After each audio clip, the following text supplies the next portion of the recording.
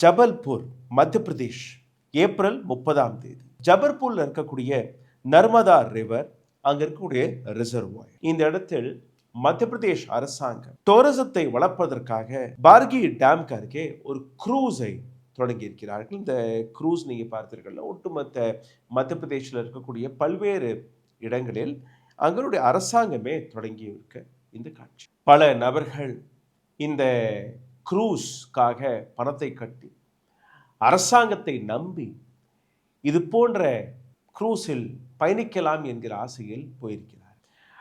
திடீர் என்று அங்க பலத்த காற்று, ஒரு புயல் போன்ற சிச்சுவேஷன் ஏற்பட்டிருக்கிறது. அந்த புயலில் சிக்கிய இந்த க்ரூஸ் கொஞ்ச நேரத்தில் நீங்க பார்த்தீர்கள்னா கீழே இருக்கக்கூடிய டெக்கில் தண்ணீர் நிரம்ப தொடங்கி இருக்கிறது. அடுத்தடுத்து ஒரு சில நிமிடத்திற்குள்ளேயே ஒட்டுமொத்த க்ரூஸ் தண்ணிக்குள்ள முழுக தொடங்குகிறது. உடனடியாக அங்க இருக்கக்கூடிய ஓட்டுநர்கள் மற்ற நபர்கள் அருகே வைத்திருந்த ஒரு பாக்கெட்டை, ஒரு பொட்டணத்தை பிக்கிறார்கள்.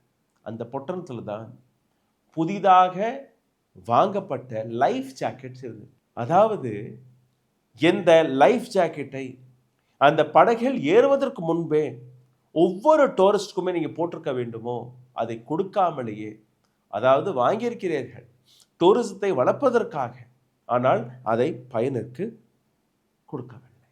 அதனால தான் நான் கூறினேன், இது ஆக்சிடென்ட் கிடையாது, இது கொலை என்று. சிந்தித்து பாருங்கள், அந்த சின்ன குழந்தைக்கும் ஒரு லைஃப் ஜாக்கெட், அந்த தாயாருக்கும் லைஃப் ஜாக்கெட், 2 பேருக்கும் இந்த லைஃப் ஜாக்கெட் இருந்திருந்தால் எப்படியோ தத்தளித்து அவர்கள் காப்பாற்றப்பட்டிருக்கலாம். பல வாய்ப்புகள் இருக்கு.